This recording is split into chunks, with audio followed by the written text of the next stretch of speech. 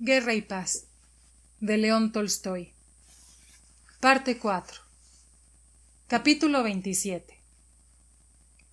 El asunto de Pierre con Dólokhov fue acallado, a pesar de lo severo que era en esa época el emperador en relación a los duelos, y ninguno de los contendientes ni sus padrinos fueron castigados.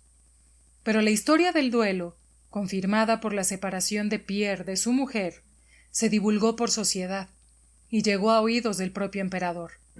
Pierre, al que miraban protectora e indulgentemente cuando era hijo ilegítimo, al que adularon y enaltecieron cuando era el mejor partido del imperio ruso tras su boda, cuando las doncellas y las madres ya nada podían esperar de él, perdió mucha estimación en la opinión de la gente, más aún dado que él no quería incitar la benevolencia general. Ahora solamente le culpaban de lo ocurrido, diciendo que era un estúpido celoso propenso a tales acciones sangrientas, lo mismo que su padre. El príncipe Vasili ya sabía por una carta de su hija desde Moscú que su yerno estaba en San Petersburgo. Le buscó y le escribió una nota diciéndole que fuera a verle. Pierre no respondió nada y no acudió. El príncipe Vasili en persona fue a verle poco después de la visita del masón. Pierre no veía a nadie durante ese tiempo, aparte del italiano y de sus nuevos amigos de la masonería, y dedicaba todo el día a la lectura de sus libros y había pasado del estado de apatía a un terrible sentimiento de curiosidad por saber qué era la masonería. Había sido admitido como miembro de la sociedad.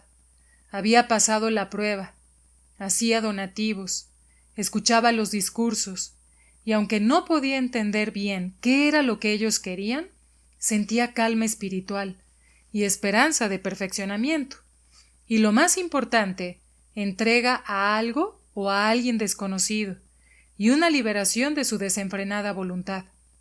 Solo esperaba a la próxima reunión de la logia para leer sus conjeturas sobre los trabajos en el campo, y se disponía a partir para ponerlos en marcha. Estaba ocupado en pasar su discurso a limpio cuando entró el príncipe Vasili. «Amigo mío, estás en un error». Esas fueron las primeras palabras que le dijo al entrar en la habitación. «Ya lo sé todo, y puedo decirte sin temor a equivocarme que Helene es tan inocente ante ti como lo era Cristo ante los judíos». Pierre quiso responder, pero él le interrumpió. «Yo lo entiendo todo». «Lo entiendo todo», dijo él. «Tú has actuado como un hombre digno que valora su honor. Puede que con excesiva premura, pero no vamos a juzgar eso ahora. Solo entiende en qué situación nos colocas a ella y a mí a ojos de todo el mundo e incluso de la corte», añadió él bajando la voz. «Ya está bien, querido». Él le tiró de la mano hacia abajo. «Que todos los pecados sean perdonados. Sé un buen chico, tal como yo sé que eres. Escribe ahora una carta conmigo y ella vendrá aquí, y todo este escándalo terminará. Pero te diré que puedes sufrir fácilmente las consecuencias de esto. Sé de buena fuente que la emperatriz madre se ha tomado un vivo interés en este asunto. Sabes que ella quiere mucho a Helene desde que era una niña. Pierre trató de hablar unas cuantas veces, pero por un lado, el príncipe Vasili no se lo permitía, cortando apresuradamente la conversación, y por otro lado, el mismo Pierre temía comenzar a hablar sin el tono de decidida negativa y desacuerdo con el que se había decidido firmemente a contestar a su suegro. Él fruncía el ceño, enrojecía, se levantaba y se dejaba caer de nuevo, intentando conseguir hacer lo que le resultaba la cosa más difícil del mundo: decirle a una persona algo desagradable a la cara. No decirle eso que esa persona espera oír, quien quiera que sea. Sentía que de la primera palabra que dijera dependía su destino. Estaba tan acostumbrado a obedecer ese tono de despreocupada autoconfianza del príncipe Vasili, que incluso entonces sentía que no tenía fuerzas para contradecirle. Pero sin embargo, sentía que de lo que dijera iba a depender todo su destino futuro, es decir, seguir por el antiguo camino o por el nuevo tan atractivo que le habían mostrado, y por el que creía que iba a encontrar el renacer a una nueva vida. Bueno, querido, dijo el príncipe Vasili con tono risueño y jocoso, dime que sí, y le escribiré de tu parte y sacrificaremos un cordero cebado. Pero al príncipe Vasili no le dio tiempo a terminar su broma, cuando Pierre, con una expresión furiosa en el rostro, que realmente recordaba a su padre, sin mirar a los ojos de su interlocutor, le dijo con un susurro: Príncipe, yo no le he llamado. Váyase. Váyase. Se levantó de un salto y le abrió la puerta. Váyase ya, repitió él sin darse crédito a sí mismo, y alegrándose de la expresión de confusión y temor que reflejaba el rostro del príncipe Vasili. ¿Qué te sucede? Estás enfermo. Váyase, dijo una vez más la voz amenazadora, y el príncipe Vasili tuvo que irse sin haber recibido explicación alguna. Al día siguiente, Pierre recibió una notita de Anna Pavlovna Scherer, con una invitación que no aceptaba discusión para ir a visitarla esa misma tarde entre las 7 y las 8, para tener una importante conversación y comunicarle las felices noticias sobre el príncipe Andrei Volkonsky. Pierre y todo el mundo en San Petersburgo creían muerto al príncipe Andrei. En la nota se añadía que, aparte de él, en casa de Anna Pavlovna no habría nadie. Pierre llegó a la conclusión, a través de esta nota, que Anna Pavlovna ya conocía su entrevista del día anterior con su suegro, y que la cita de ese día tenía como fin únicamente continuar con lo mismo, y que las noticias sobre el príncipe Andrei eran solo el cebo. Pero habiéndose convencido de que con su nueva vida no necesitaba temer a la gente, y que seguramente había algo de verdad en lo de las noticias relativas al príncipe Andrei, se afeitó por primera vez tras su duelo, se puso el frac y partió al encuentro.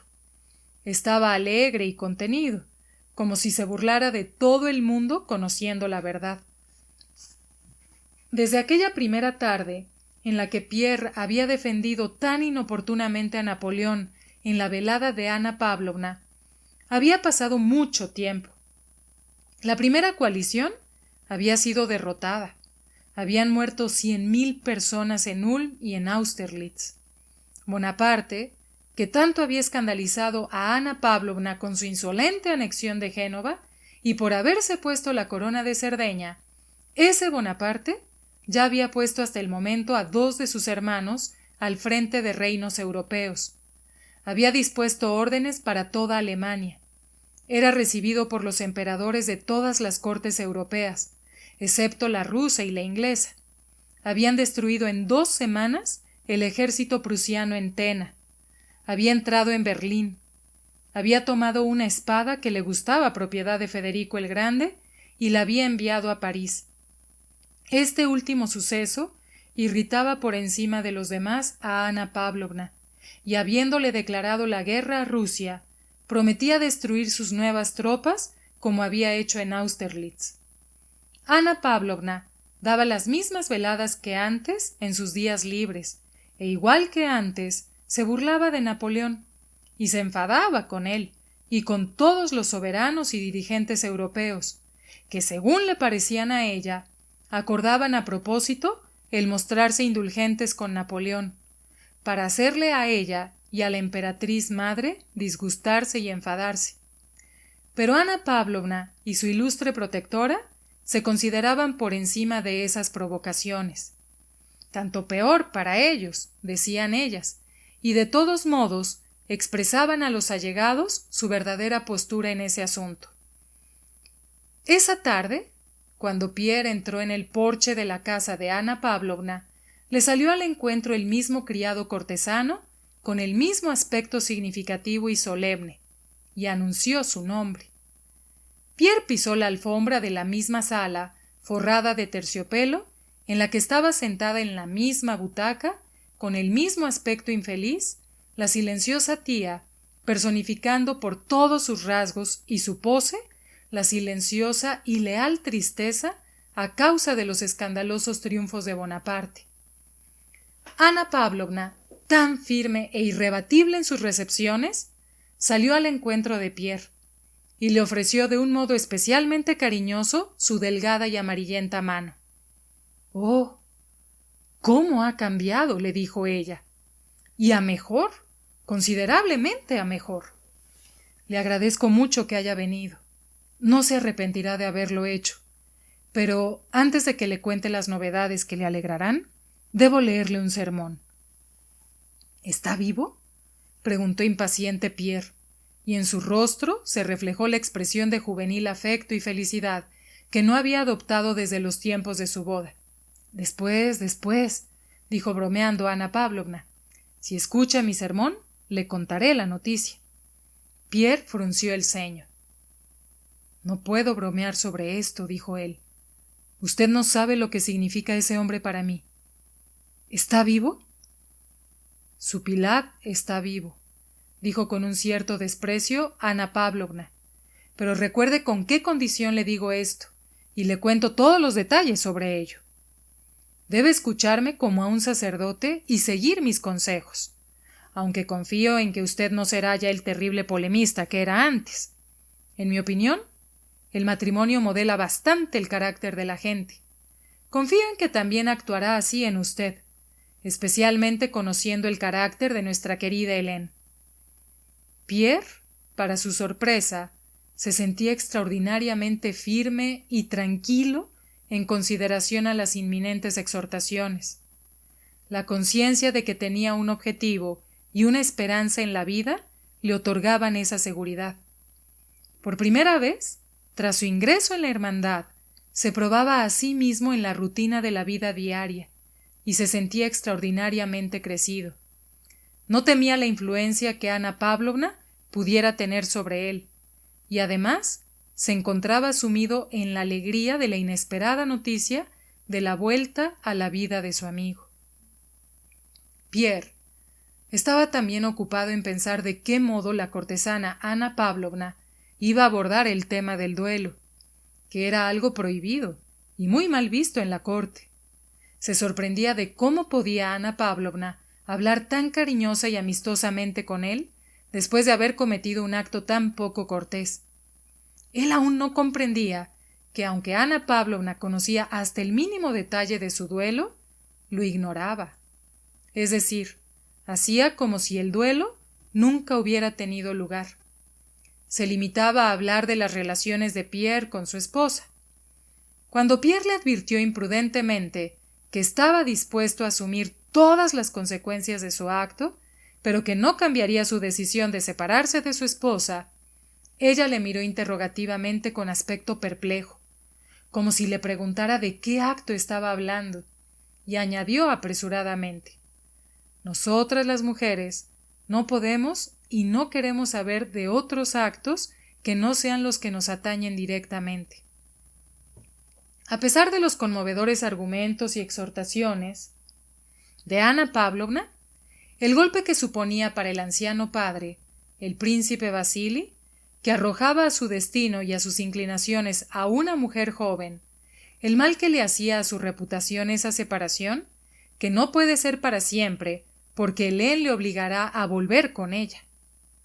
Ante todos estos argumentos, Pierre, enrojeciendo y sonriendo indeciso, solo respondía decididamente que no se encontraba con fuerzas y no podía cambiar su decisión. Pierre, manteniendo su respeto innato hacia las mujeres, que se le mezclaba con un cierto desprecio hacia ella, no pudo enfadarse por la conversación, pero comenzó a resultarle pesada. Dejemos esta conversación. No nos lleva a ningún lado. Ana Pavlovna reflexionó. Piénselo usted, amigo mío, dijo ella elevando los ojos al cielo. Piense en cómo sufren y soportan sus sufrimientos las personas, especialmente las mujeres, y de muy alta dignidad, dijo ella, adoptando esa expresión de tristeza que acompañaba a su conversación cuando ésta trataba de los miembros de la familia real. Si usted pudiera ver cómo yo veo la vida de algunas mujeres, o mejor dicho, ángeles, y lo que sufren, pero sin quejarse ni una pizca de la infelicidad de su matrimonio, y las lágrimas acudieron a sus animados ojos. Mi querido conde, usted tiene el don de cautivarme, le dijo ella, utilizando las mismas palabras que le decía a todos los que le querían halagar, y le tendió la mano. Ya no sé ni lo que digo, dijo ella, como riéndose de su agitación y volviendo en sí. Pierre le prometió reflexionar y no divulgar su separación, pero le rogó que le dijera todo lo que sabía sobre su amigo. Los familiares de Lisa Volkonskaya habían recibido la noticia de que estaba herido y que se recuperaba de sus heridas en una aldea alemana y que había partido de allí completamente recuperado. Esta noticia alegró a Pierre aún más en aquel momento en el que él, habiendo renacido a una nueva vida, con frecuencia se entristecía por la pérdida de su mejor amigo, con el que tanto deseaba compartir los nuevos pensamientos y su nueva forma de ver la vida. No podría ser de otro modo, pensó él. Una persona como Andrei no podía morir. Aún le quedaba mucho por delante. Pierre quería despedirse, pero Ana Pavlovna no se lo permitió, y le obligó a acercarse en su compañía desde el aislado rincón en el que habían mantenido sus conversaciones hasta donde se encontraban los invitados, que estaban reunidos en 3 grupos, de los cuales 2 era evidente que estaban formados a la ligera con gentes de menor relevancia, mientras que uno, reunido alrededor de la mesa de té, constituía el centro, y en este estaban agrupados los personajes de mayor rango y más relevantes. Ahí se encontraban las condecoraciones, los galones y los comisionados. En el primer grupo, Pierre encontró una mayoría de personas mayores, entre los que había un hombre desconocido para él que se hacía escuchar por encima de los otros. Pierre les era a todos conocido y fue recibido como si lo hubieran visto el día anterior. Ana Pavlovna presentó a Pierre y al desconocido, nombrándole con un apellido extranjero y susurrándole a Pierre: «Es un hombre de amplios y profundos conocimientos». La conversación trataba de la carta de dimisión como comandante en jefe de Kamensky, que se acababa de recibir en San Petersburgo. Kamensky se ha vuelto completamente loco, se decía allí. Bennigsen y Buxtehude están afilando los cuchillos. Se pelean. Solo Dios controla el ejército. Y esto es lo que le escribe al emperador. Yo soy viejo para el ejército. No veo nada. Apenas si puedo montar a caballo. Pero no por pereza como otros. No puedo buscar un lugar en los mapas y no conozco el terreno. Me atrevo a ofrecer la más mínima consideración parte de la documentación epistolar, que consiste en 6 hojas que debería haber recibido el mismo día, cosa que no puedo tolerar, y por la cual me atrevo a solicitar para mi persona un cambio de puesto. Y es el comandante en jefe. Pero ¿a quién se podía haber nombrado?, interrumpía Ana Pavlovna, como si se defendiera de las acusaciones que se le hacían. ¿Dónde están nuestros hombres? Hablaba como si la falta de hombres fuera también uno de los fastidios dirigidos contra María Fedorovna. ¿Y Kutuzov? Dijo ella, y su sonrisa aniquiló para siempre a Kutuzov. Ya ha mostrado muy bien cómo es. ¿Prozorovsky? En nuestro país no hay hombres. ¿Quién es culpable de esto? Aquel al que Dios quiere aniquilar es privado de juicio, dijo el hombre que poseía profundos conocimientos. Hay muchas razones por las que en nuestro país no hay hombres, dijo él. Algunos son demasiado jóvenes, otros carecen de posición. A otros no les ha dado tiempo a conseguir el favor del emperador, y sin embargo, en el exterior han alistado a las mejores fuerzas revolucionarias. Así que usted dice, continuaba Ana Pavlovna, que las fuerzas revolucionarias deben triunfar sobre nosotros, defensores del viejo orden. Que Dios me libre de pensar eso, respondió el sabio. Pero sería muy probable que el significado de Bonaparte, aún velado para nosotros, sea más claro para la posteridad. Puede ser que haya sido llamado para aniquilar los reinos que no sigan los preceptos divinos, y para mostrarnos claramente cuán vano es este gran mundo. Y el hombre de profundos conocimientos comenzó a relatar las profecías de Jung Stilling sobre el significado del número apocalíptico 4444, y que en el Apocalipsis se anuncia precisamente el advenimiento de Napoleón y que él es el anticristo. Yo no he necesitado libros para llegar a esa conclusión, replicó Ana Pavlovna.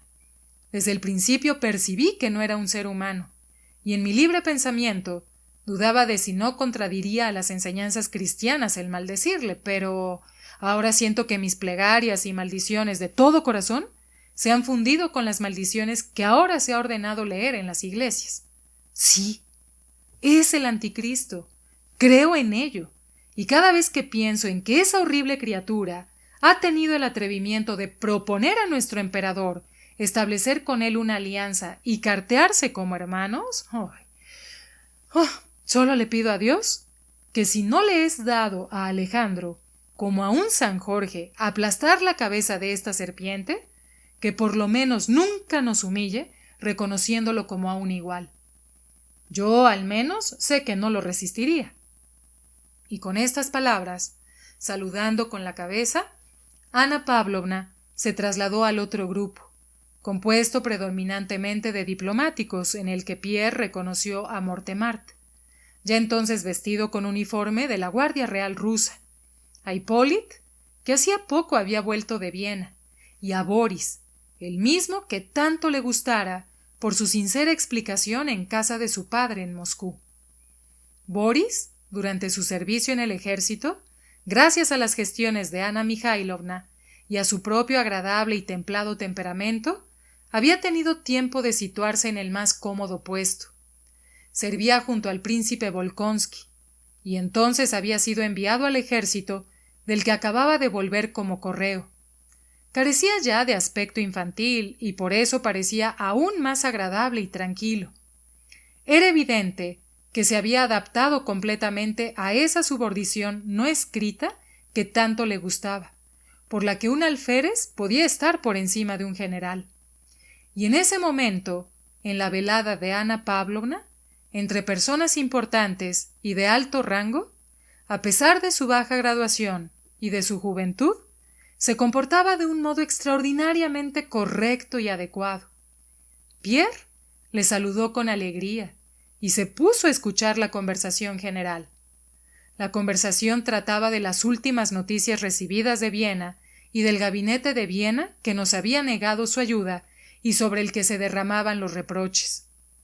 Viena considera que las bases del tratado propuesto son hasta tal punto imposibles que no sería posible llegar a alcanzarlo ni a través de los éxitos más brillantes, y duda de los medios a través de los que podremos alcanzar estos éxitos. Esta es la auténtica opinión del gabinete. Bienes, decía el encargado de negocios sueco que dominaba el círculo diplomático. La duda halaga, dijo con una amplia sonrisa. Es necesario diferenciar al gabinete vienés del emperador austriaco, dijo Mortemart. El emperador nunca habría podido pensar así. Eso es solamente lo que dice el gabinete. Ah, mi querido vizconde, dijo Ana Pavlovna, considerando que era necesario que interviniera. Europa no será nunca nuestra sincera aliada. El rey de Prusia solo ha sido nuestro aliado temporalmente. Tiende una mano a Rusia, pero con la otra escribe su famosa carta a Bonaparte, en la que le pregunta si se encuentra satisfecho con el recibimiento que se le ha dado en el Palacio de Potsdam. No, la razón se niega a comprender tal cosa. Es algo increíble. Todo sigue igual que hace 2 años, pensó Pierre, en el mismo instante en el que quiso dar su opinión a Ana Pavlovna sobre ese asunto, aunque el hecho de que el tono y el sentido de la conversación fueran exactamente los mismos que antes, le retuvieron. Riéndose interiormente, se volvió hacia Boris, deseando intercambiar sonrisas con alguien, pero Boris, como si no entendiera su mirada, no le devolvió la sonrisa. Él escuchaba con atención, como un buen estudiante, la conversación de los mayores. Tan pronto como se pronunciaron las palabras rey de Prusia, Hipólite comenzó a fruncir el ceño y a agitarse, preparándose para decir algo y deteniéndose. Sin embargo, es un aliado, dijo alguien. ¿El rey de Prusia? Preguntó Hipólite y se echó a reír. Aquí hay un joven que ha visto con sus propios ojos los restos del ejército austriaco. Os puede decir que no queda nada de él, dijo Ana Pavlovna, señalando a Boris.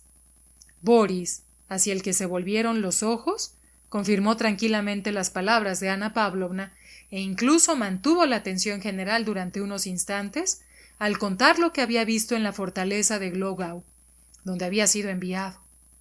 La conversación se detuvo un instante.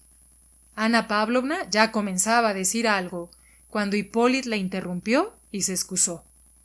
Ana Pavlovna le cedió la palabra, pero él se excusó de nuevo y riéndose guardó silencio. La espada de Federico el Grande, comenzó a decir Ana Pavlovna, pero de nuevo Hipólite le interrumpió con las palabras el rey de Prusia y se excusó de nuevo. Ana Pavlovna se volvió hacia él con decisión, pidiéndole que continuara. Hipólite se echó a reír. No, nada, solo quería decir... Se echó a reír, repitiendo la broma que había escuchado en Viena y que había estado preparándose toda la tarde para decir. Quiero decir que guerreamos en vano. Pierre frunció el ceño. El estúpido rostro de Hipólite le recordaba dolorosamente a Helene. Alguien se rió. Boris se sonrió cuidadosamente, de tal modo que su sonrisa podía ser tomada como burla o como aprobación de la broma, según fuera recibida ésta. «Oh, qué malicioso es este príncipe Hipólite», dijo Ana Pavlovna, amenazándolo con su amarillo dedo, y se alejó hacia el grupo principal, llevándose consigo a Pierre, que no permitía que se apartara de su lado. Boris le siguió.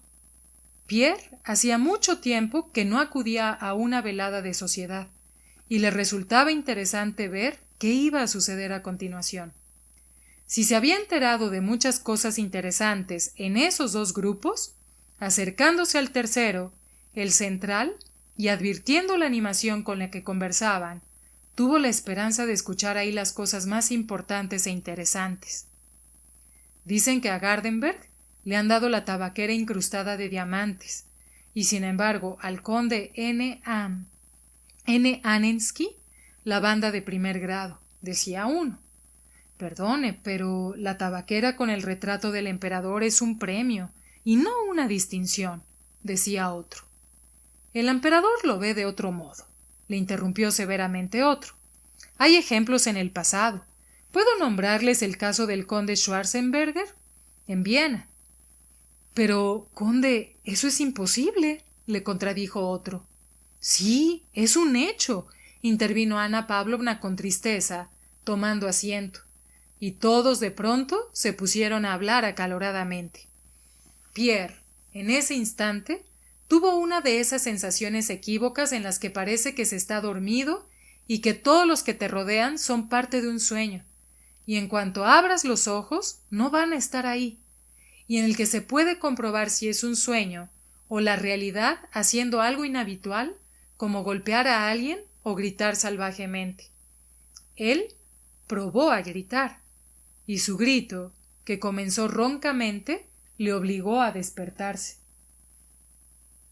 Convirtió el grito en tos, y sin llamar la atención se levantó, y deseando transmitir a alguien su estado alegre y burlón, miró en derredor a la animada reunión.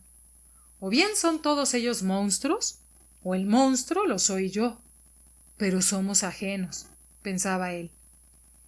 El joven Drubetskóy estaba sentado adecuada y respetuosamente algo por detrás del comisionado, y casi inapreciablemente se sonreía cuidadosamente de sus bromas.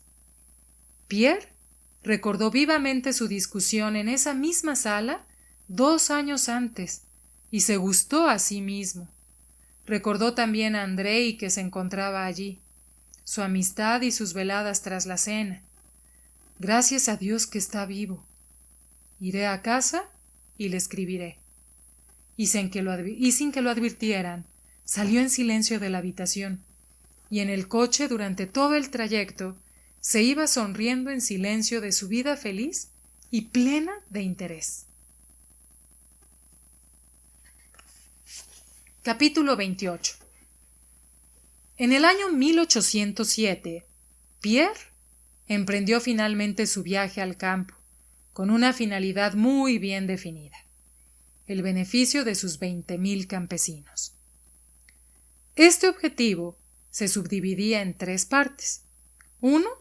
La manumisión. 2. La mejora de su bienestar físico con la construcción de asilos y hospitales. Y 3. Su bienestar moral con la construcción de escuelas y la mejora del clero.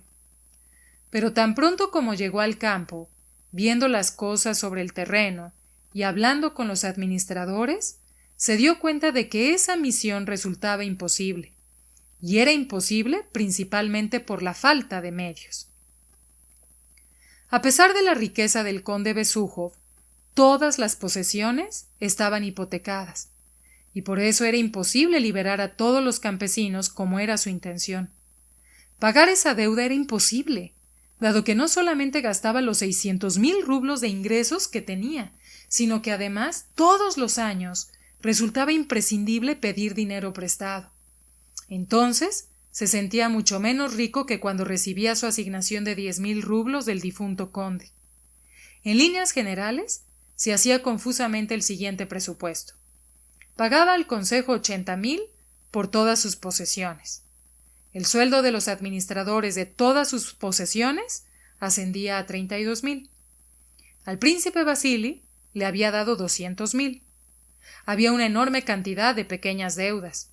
El mantenimiento de la casa de Moscú y de las princesas, 30.000. La de las afueras de Moscú, 17.000. Las pensiones, 16.000. Obras de caridad y peticiones, 10.000. La condesa, 160.000. Los intereses de las deudas, 73.000. La construcción de una iglesia que había comenzado, 115.000.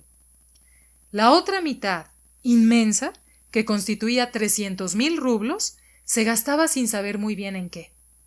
Como en la casa de Moscú y en todas sus posesiones halló ancianos con grandes familias que llevaban viviendo 20 años a cuenta de su padre y que se mantenían a su servicio durante toda su vida. Era imposible cambiar esta situación. Queriendo disminuir las caballerizas de Moscú, vio a un anciano que estaba empleado como cochero, que ya había estado en Turetchin con el difunto conde. ¿Tengo muchos caballos? ¿Para qué los necesito?, decía Pierre, suponiendo que el cochero estaría de acuerdo con sus planes de simplicidad. Pero el cochero decía respetuosamente: como ordene. ¿Y puedo marcharme? Y en su rostro se reflejaba enfado y un mordaz reproche hacia el conde Besújov, inmaduro, ilegítimo, que no sabía conservar su dignidad, apreciar a la gente y mantener el honor de la casa. Lo mismo sucedía con el jardinero, con las princesas y con el mayordomo. Pierre fruncía el ceño, se mordía las uñas y decía: «Está bien, lo pensaré». Y todo, las caballerizas, el jardín, el invernadero y las princesas, seguían como antes, y todo, independientemente del deseo del conde, continuaba a la antigua usanza, costándole a Pierre la mitad de sus ingresos. Antes, aún temían que él cambiara las cosas, pero después le conocieron y se esforzaron solo en mostrar enfado y su disposición para la infelicidad en la que él les iba a sumir, y sabían que él lo dejaría todo como estaba. Habiendo llegado a sus principales posesiones de Orlov, con el proyecto preparado y aprobado en la logia y por el benefactor, así llamaban al gran maestro de la logia, de la manumisión de los campesinos y la mejora de sus condiciones físicas y morales, Pierre convocó, además de al administrador principal, a todos los administradores de sus fincas y les leyó su proyecto. Desarrolló en un largo y docto discurso sus ideas. Les decía que se iban a tomar medidas inmediatas para la liberación de los campesinos de la esclavitud de la servidumbre, que desde ese momento no se debía sobrecargar de trabajo a los campesinos, que no se debía mandar a trabajar a las mujeres con niños pequeños, que se debía prestar ayuda a los campesinos y que los castigos debían consistir en amonestaciones y no ser físicos, y que en cada finca debía haber hospitales, asilos, escuelas, etc. Algunos de los administradores, los había incluso analfabetos, escuchaban asustados, deduciendo del contenido del discurso que el joven conde no estaba contento con su guardar y esconder el pan. Otros, tras el primer susto, encontraron divertido el sisear del habla de Pierre y las palabras que escuchaban, nuevas para ellos. Otros encontraban simplemente placer en escuchar lo que decía el señor. Otros, los más inteligentes, entre los que se encontraba el administrador general, comprendieron por ese discurso que se podía hacer caso omiso del señor. Después del discurso dado a los administradores, Pierre comenzó a trabajar a diario con el administrador general, pero para su sorpresa, advirtió que sus trabajos no hacían avanzar la cuestión ni un paso. Sentía que sus esfuerzos corrían independientes de su objetivo, que no la emprendían con la cuestión ni la hacían avanzar. Por una parte, el administrador, presentando el asunto con el enfoque más negativo, le mostraba a Pierre la necesidad de pagar las deudas y de emprender nuevos trabajos a costa de los hombres, con lo que Pierre no estaba de acuerdo. Por otro lado, Pierre exigía que se iniciara ya el proceso de manumisión, a lo que el administrador exponía la necesidad de pagar antes la deuda con el Consejo de Tutela, y por lo tanto la imposibilidad de una rápida liberación de los campesinos. El administrador no decía que eso era completamente imposible, pero recomendaba que para la consecución de ese objetivo se vendieran los bosques de la provincia de Kostromá, la venta de las tierras bajas y las propiedades de Crimea.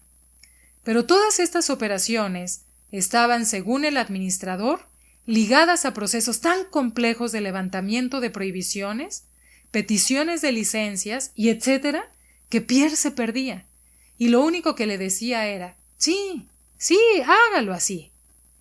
Pasaron 2 semanas, y el asunto de la manumisión no avanzó ni un solo paso.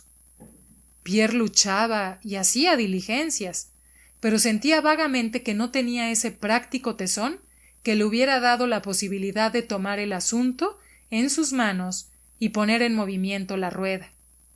Comenzó a enfadarse, a amenazar al administrador y a exigir.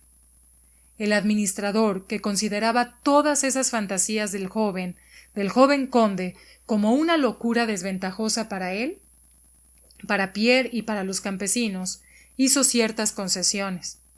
Aunque siguiera presentando el asunto de la liberación de los campesinos como algo imposible, dispuso la construcción en todas las fincas del conde de grandes edificios para escuelas, hospitales y asilos, y convenció a los campesinos de que expresaran su agradecimiento a su señor por la generosidad. Pierre conversó un par de veces con campesinos, y al preguntarles sobre sus necesidades, se convenció aún más de la necesidad de llevar a cabo para ellos las reformas planeadas. Encontró en sus conversaciones la confirmación de todos sus planes, exactamente igual que el administrador halló en su discurso decadencia y la demostración de la inutilidad de todos los planes del conde. Pero Pierre no sabía que en el indefinido discurso del pueblo puede encontrarse la confirmación de todo como en las palabras de un oráculo, y se sintió muy feliz cuando los campesinos le dijeron que iban a rezar a Dios durante un siglo por él, por sus hospitales y escuelas. Pierre, al recorrer todas las aldeas de Orlov, vio con sus propios ojos las paredes de ladrillo en construcción de las nuevas edificaciones de los hospitales y las escuelas. Hasta aquí es hasta donde penetran y bullen los ánimos que me han inspirado nuestra Santa Hermandad, pensaba él alegremente, mirando a los albañiles y carpinteros que pululaban alrededor de las nuevas construcciones.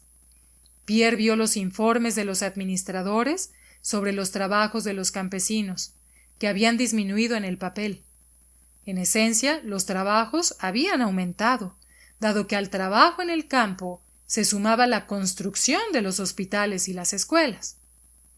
El administrador le dijo a Pierre que sus trabajadores le bendecían y que los campesinos tributarios a los que se les había disminuido el obroc estaban construyendo un altar en honor a su ángel. El administrador prometió al conde mantener sus planes de liberación, aunque los campesinos ya tenían el doble de beneficios que antes, y ante la decidida exigencia de Pierre de vender los bosques y las fincas de Crimea para comenzar a pagar las deudas, le prometió intentar con todas sus fuerzas cumplir los deseos del conde. Capítulo 29. Después de haber pasado 3 semanas en el campo, sobre lo que mandó un informe a la logia, Pierre, feliz y satisfecho, volvió hacia San Petersburgo, pero sin llegar a Moscú. Hizo un rodeo de 150 verstas para ir a visitar al príncipe Andrei, al que hasta el momento no había visto. Pierre, sabiendo que el príncipe Andrei vivía en Bogucharovo, que su padre le había devuelto, a 40 verstas de Lysigori, fue directamente allí. Era la primavera del año 1807. La finca, la casa, el jardín, el patio, las construcciones adyacentes, todo era igual de nuevo que la primera hierba y las primeras hojas primaverales de los abedules. La casa aún no estaba estucada. Los carpinteros, siervos, trabajaban en la valla. Campesinos sucios y harapientos transportaban arena en carretillas. Mujeres descalzas la extendían bajo las órdenes del jardinero, alemán, presentando un gran contraste, por su suciedad, con la limpieza y elegancia del patio, la fachada de la casa y los macizos de flores. Los campesinos, quitándose apresuradamente las gorras, dejaron pasar la diligencia de Pierre. A su encuentro no salió un criado con casaquín a la antigua, ni con medias y peluca como se estilaba antes en su casa, sino un mayordomo con frac al nuevo estilo inglés. ¿Está el príncipe en casa? Está tomando el café en la terraza. ¿A quién tengo que anunciar?, dijo respetuosamente el mayordomo. En Pierre había algo, a pesar de su torpeza, o especialmente a causa de su torpeza, que despertaba mucho respeto. A Pierre le impresionó el contraste de la elegancia de todo lo que le rodeaba, sobre lo que debía reflexionar, con el abatimiento y el dolor de su amigo. Entró apresuradamente en la limpia y flamante casa, que todavía olía a pino, aún sin estucar, pero elegante hasta el mínimo detalle, y extraordinariamente particular, y pasando por el despacho, se acercó a la puerta de la terraza, en la que se veía a través de la ventana un mantel blanco, un servicio de café y la espalda de alguien con una bata de terciopelo. Era una de esas calurosas mañanas de abril en las que todo florece tan deprisa que se teme que esa alegría primaveral se vaya demasiado pronto. Se oyó una voz brusca y desagradable proveniente de la terraza. ¿Quién hay ahí, Sahar? Hazle pasar a la habitación de la esquina. Sahar se detuvo, pero Pierre le rodeó, y resollando, con pasos rápidos, entró en la terraza y tomó del brazo al príncipe Andrei tan deprisa que sin que su rostro tuviera tiempo de adoptar una expresión de enojo, Pierre, ya quitándose las gafas, le besaba y le miraba de cerca. «¿Eres tú, querido?», dijo el príncipe Andrei. Y ante estas palabras, Pierre quedó sorprendido del cambio operado en el príncipe Andrei. Sus palabras eran cariñosas. Tenía una sonrisa en los labios y en el rostro, pero su mirada estaba apagada y muerta, por lo cual, a pesar del evidente deseo, el príncipe Andrei no podía adoptar una expresión despreocupada y alegre. Pierre, preguntándole y relatándole, no dejaba de observar y de sorprenderse del cambio que había experimentado. No era solamente que había adelgazado, que estaba pálido y avejentado, sino su mirada y las arrugas de la frente, que denotaban un pensamiento fijo, mantuvieron impresionado largo rato a Pierre hasta que se acostumbró. Siempre sucede que en un encuentro, después de una larga separación, la conversación tarda bastante tiempo en establecerse. Ambos se preguntaban y se contestaban brevemente sobre cosas sobre las que ellos mismos sabían que habría que hablar largo y tendido. Finalmente la conversación empezó a detenerse poco a poco sobre las cosas brevemente esbozadas anteriormente. En las preguntas sobre la pasada campaña, sobre la herida, sobre la enfermedad, sobre los planes para el futuro, sobre la muerte de la esposa de Andrei, no se habló. Y también en las preguntas del príncipe Andrei sobre su matrimonio, su separación, el duelo y la masonería. Ellos no se escribían mutuamente, no sabían cómo hacerlo. ¿Cómo podía el príncipe Andrei rellenar media paginita? Solo una vez Pierre había escrito una carta de recomendación para Dólokhov. Ese matiz muerto y concentrado que había advertido Pierre en la mirada del príncipe Andrei, ahora se manifestaba aún más intensamente en sus opiniones, que con frecuencia adoptaban una triste burla hacia todo en lo que anteriormente consistía su vida, los deseos, las esperanzas de felicidad y de gloria. Y Pierre comenzó a sentir que entonces no era adecuado hablar con exaltación delante del príncipe Andrei de los sueños, las esperanzas de felicidad y la búsqueda del bien. Le dio vergüenza contarle todas sus nuevas ideas masónicas y las acciones que había emprendido, y se contuvo. «Ya nunca más serviré en el ejército», dijo el príncipe Andrei. «O yo no valgo para nuestro ejército, o nuestro ejército no me vale a mí. No lo sé, pero el hecho es que no hacemos pareja. Incluso pienso que soy yo el que no vale». Sonrió. «Sí, amigo mío, hemos cambiado mucho, mucho, desde que no nos vemos. Ahora no encontrarás en mí nada de orgullo. Me he sometido, no ante la gente, porque en su mayoría son peores que yo, sino ante la vida. Plantar árboles, criar a mi hijo, y para divertirme, ejercitarme en juegos intelectuales si me distraen de algún modo. Por ejemplo, cuando leo a Montesquieu, hago anotaciones. ¿Para qué? Para matar el tiempo. Míralos a ellos, dijo señalando a los campesinos. Hacen lo mismo con la arena, y está bien. No, no ha cambiado, dijo Pierre, reflexionando. Si no tiene el orgullo de la ambición, posee orgullo intelectual. Eso también es orgullo, un defecto y una virtud. ¿Qué orgullo puede haber, amigo mío, en sentirse culpable e inútil?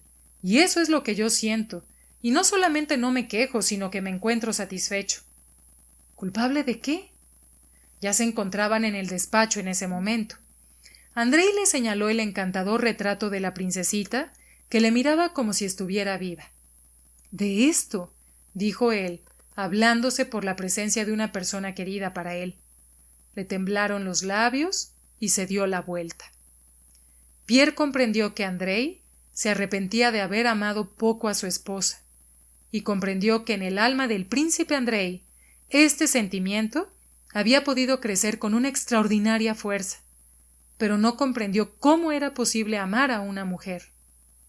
Guardó silencio. Bueno, ya ves, alma mía, dijo el príncipe Andrei para cambiar de conversación. Estoy aquí como en un campamento. Solo he venido a supervisar. Hoy vuelvo de nuevo con mi padre y mi niño. Está allí con mi hermana.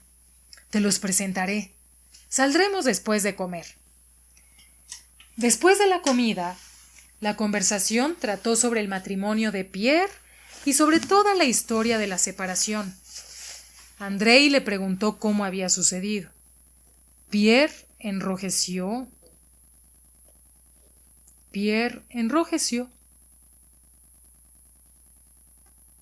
Y enrojeció.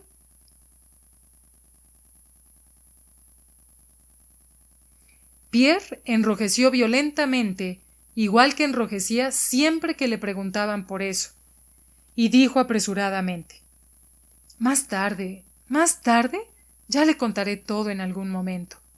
Al decir esto se sofocó.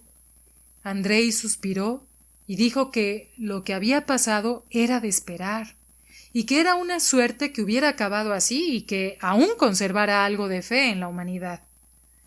Sí, lo lamento mucho, mucho, por ti. Sí, pero todo eso ya acabó, dijo Pierre. Y qué gran suerte no haber matado a ese hombre. No me lo hubiera perdonado nunca. El príncipe Andrei se echó a reír. En la guerra matan a gente así, dijo él, y todos lo consideran algo muy justo. Y matar a un perro rabioso es algo que está incluso muy bien. A nosotros no nos es dado juzgar lo que es justo e injusto. Los hombres siempre se equivocan, y se equivocarán siempre aún más cuando juzgan lo que es justo y lo que no lo es. Solamente hay que vivir de manera que no tengamos que arrepentirnos. Joseph Maistre dijo con razón: en la vida solo hay dos verdaderas desgracias: el remordimiento de conciencia y la enfermedad. Y la felicidad es solamente la ausencia de esos dos males. Vivir para mí mismo, evitando solo para mí mismo esos dos males. Esa es ahora toda mi filosofía. El príncipe Andrei calló. No, yo vivía solo para mí mismo, comenzó Pierre, y de este modo solo he arruinado mi vida. No puedo estar de acuerdo con usted. Solo ahora comienzo a entender todo el significado de la enseñanza del amor cristiano y el espíritu de sacrificio. Andrei miraba en silencio con sus ojos apagados a Pierre y sonreía dulce y burlonamente. Iremos pronto a ver a mi hermana, la princesa María. Coincidirás con ella.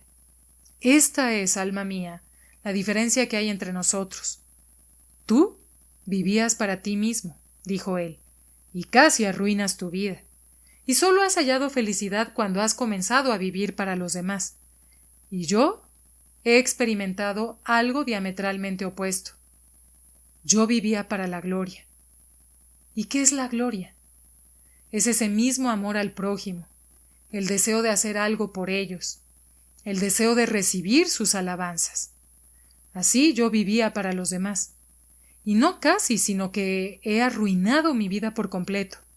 Y desde entonces estoy más tranquilo y vivo solo para mí.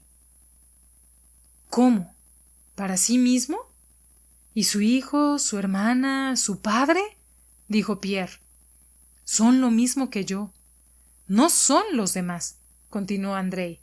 ¿Y los demás? ¿El prójimo?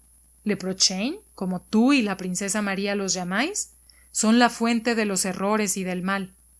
Le prochain son esos campesinos de Orlov que vienes ahora de visitar y a los que quieres hacer el bien. Y miró a Pierre con una mirada provocativa y burlona. Era evidente que él, como un hombre que no está aún completamente convencido de sus nuevos principios y que no había tenido aún la ocasión de expresarlos, quería incitar a Pierre. Está bromeando. ¿Cómo se puede decir eso?, dijo Pierre animándose.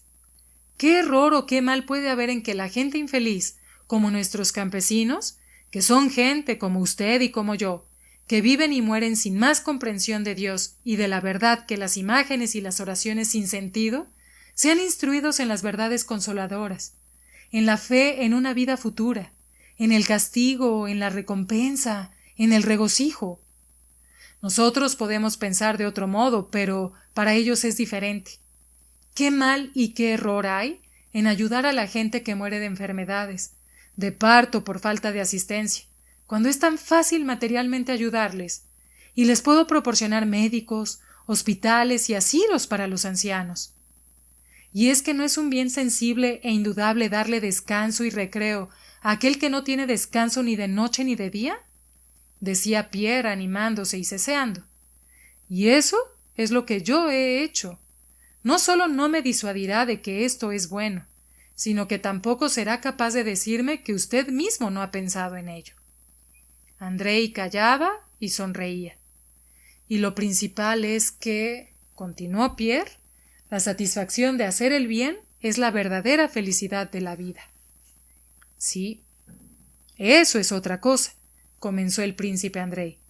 Yo construyo una glorieta en el jardín y tú hospitales. Tanto lo uno como lo otro puede servir para pasar el rato. Pero, ¿qué es lo justo?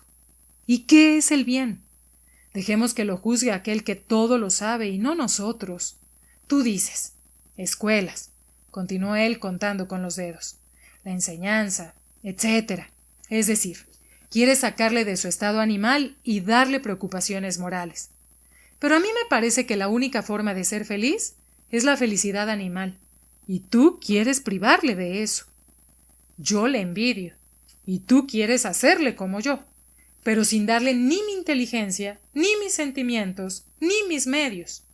Luego tú dices que hay que aliviar su trabajo, y en mi opinión, el trabajo físico es para ellos una necesidad tal condición de su existencia, como para ti y para mí el trabajo intelectual. Tú no puedes evitar pensar. Me acuesto a las 3 de la mañana y me asaltan pensamientos, y no puedo conciliar el sueño. Doy vueltas en la cama y no me duermo hasta el amanecer porque estoy pensando y no puedo evitarlo. Del mismo modo, él no puede no arar y no segar, porque si no, iría a la taberna. Igual que yo, no soportaría su terrible trabajo físico y me moriría al cabo de una semana. Él tampoco soportaría mi holganza, engordaría y moriría. Y además dices, ¿qué más has dicho? El príncipe Andrei dobló el tercer dedo.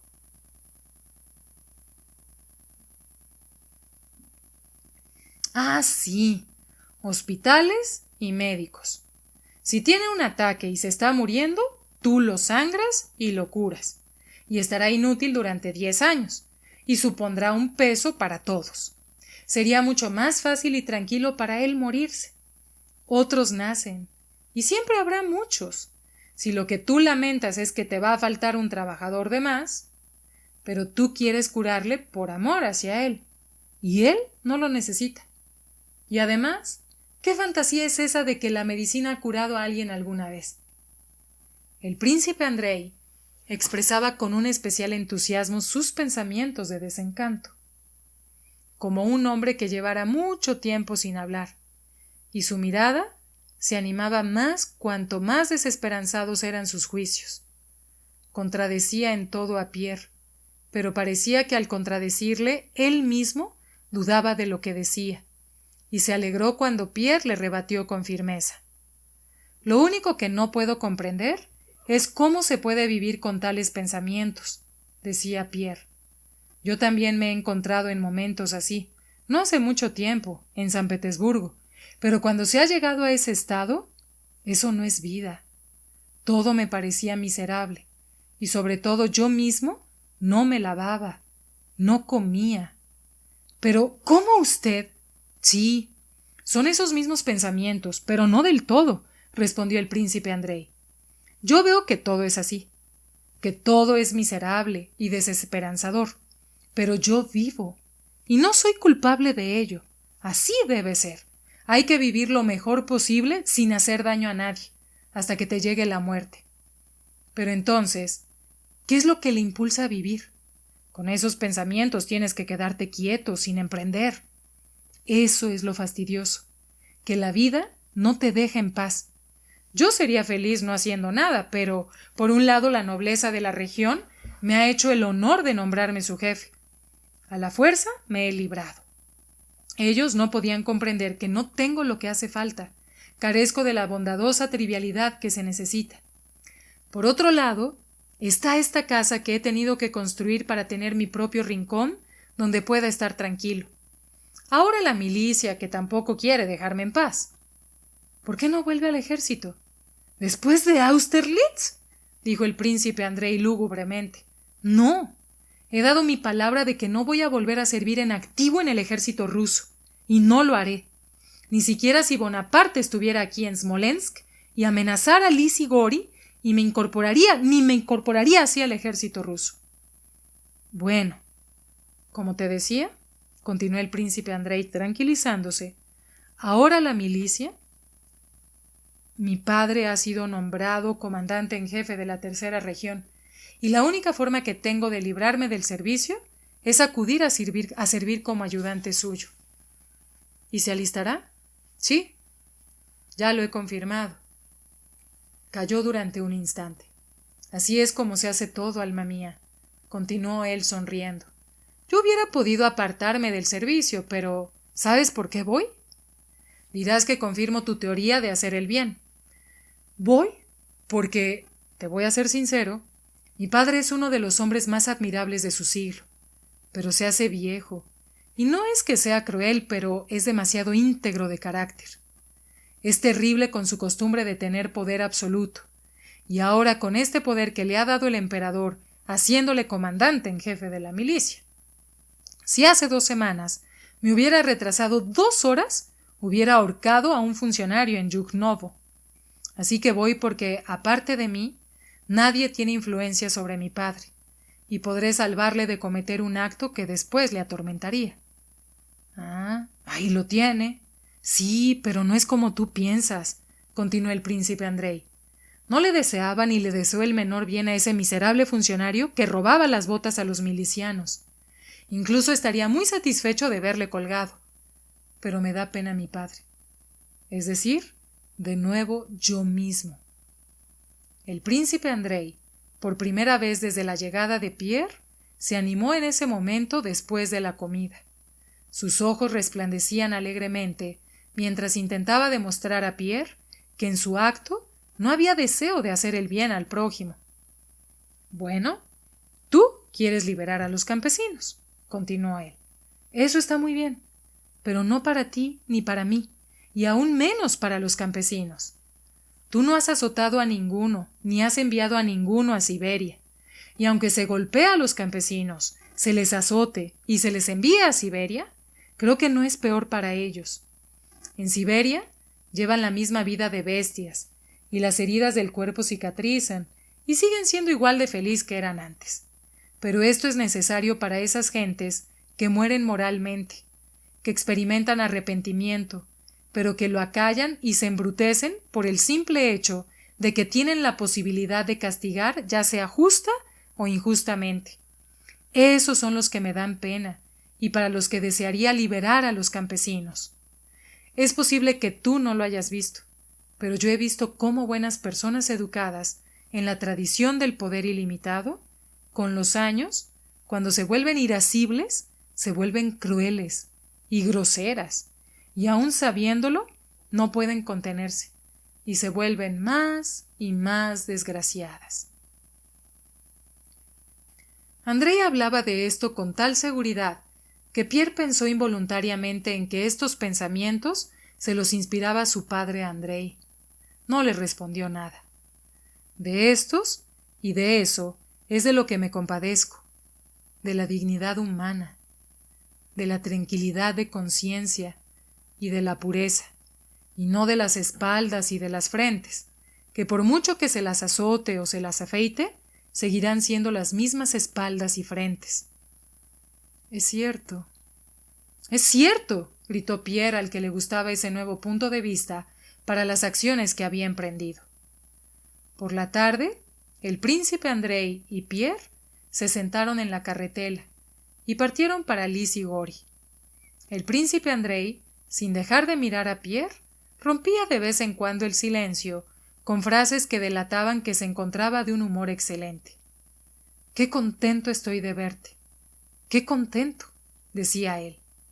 Pierre callaba sombríamente y contestaba de un modo lacónico. Parecía inmerso en sus propios pensamientos. «¿Y a ti te gustan los niños?», preguntó él después de un breve silencio. «Ya me dirás cuando le veas si te gusta». Pierre se lo prometió. «Has cambiado terriblemente», dijo el príncipe Andrei. «Y a mejor, a mejor». «¿Y sabe por qué he cambiado?», dijo Pierre. «No encontraré mejor ocasión de decírselo». De pronto volvió todo el cuerpo en la carretela. «Deme la mano». Y Pierre le hizo un signo masónico al que Andrei no respondió con la mano. «¿Acaso eres masón?», dijo. «Si cree que hay algo superior, no me lo digas». «No me lo digas, ya lo había pensado. Sé que es la masonería. A vuestros ojos».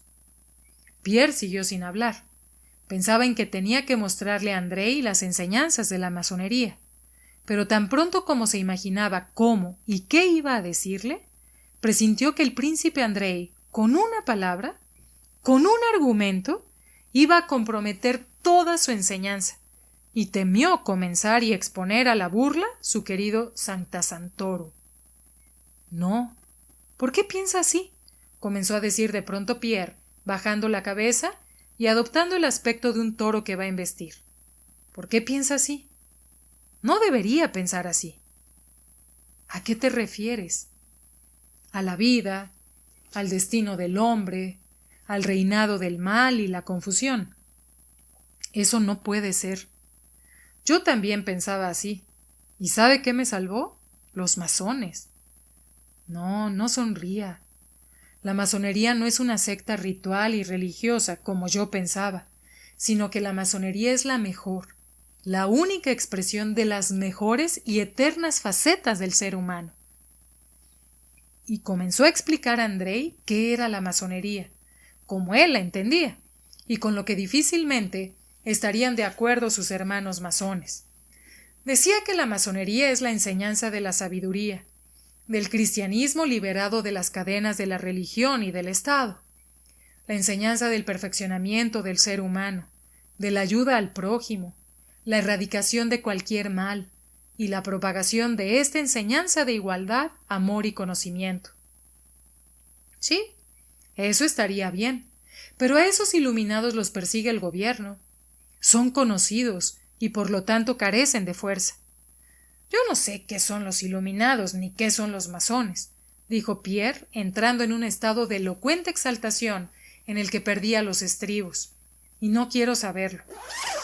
Sé cuáles son mis convicciones, y que con estas convicciones encuentro la simpatía de mis correligionarios, que son incontables en el presente, fueron incontables en el pasado y a los que el futuro pertenece. Solo nuestra santa fraternidad tiene un verdadero sentido en la vida».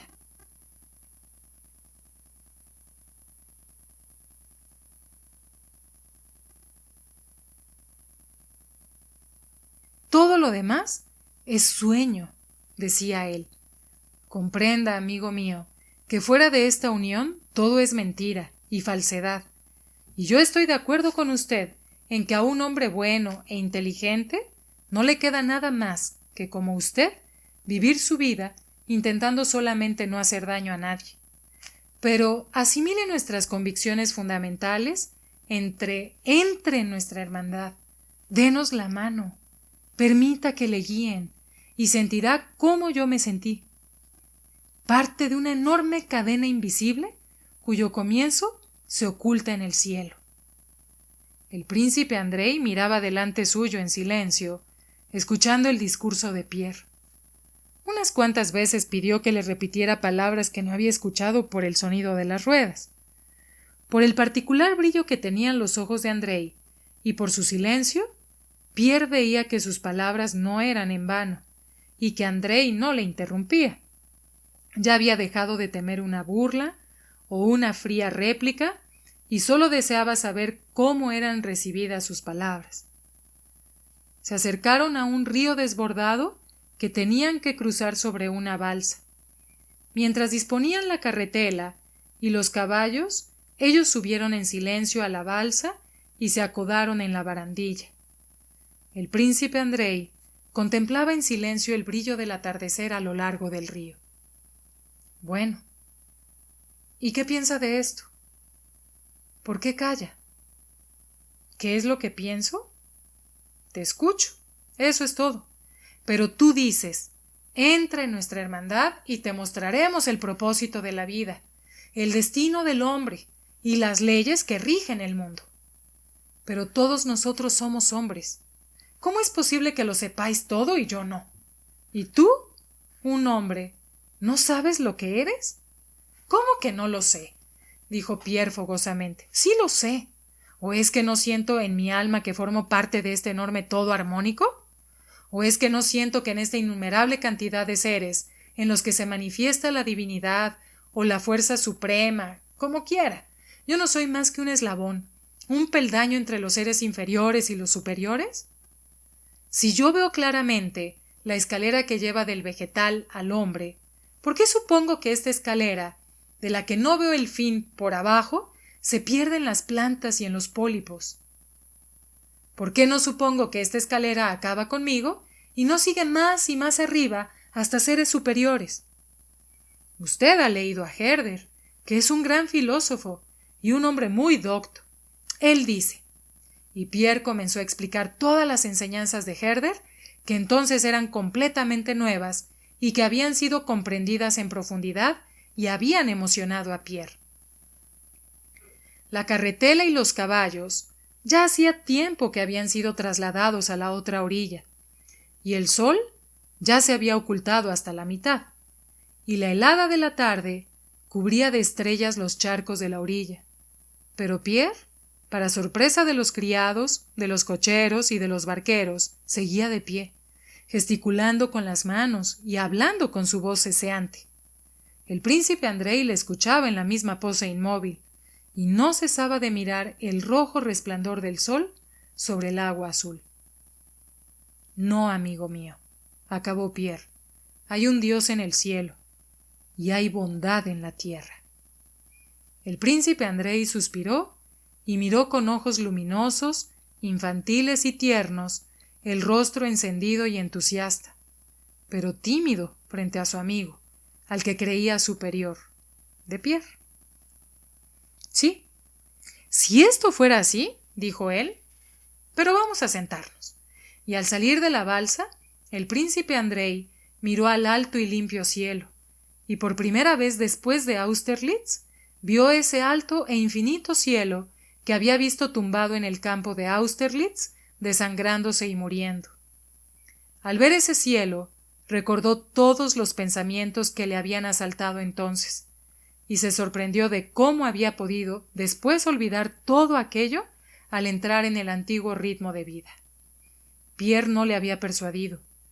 Todos sus razonamientos no habían hecho más que dejarle indiferente, pero la apasionada animación de Pierre para defender sus argumentos como una tabla de salvación y el evidente deseo de su amigo de transmitir la felicidad que experimentaba a causa de sus convicciones, y sobre todo esa timidez de Pierre, que por primera vez había adoptado un tono aleccionador con una persona con la que antes siempre había estado de acuerdo, todo esto, junto a la prodigiosa tarde de abril y la calma del agua, hicieron que Andrei de nuevo percibiera el alto cielo infinito y se enterneciera y notara que tenía fuerzas de juventud que él consideraba que ya había gastado.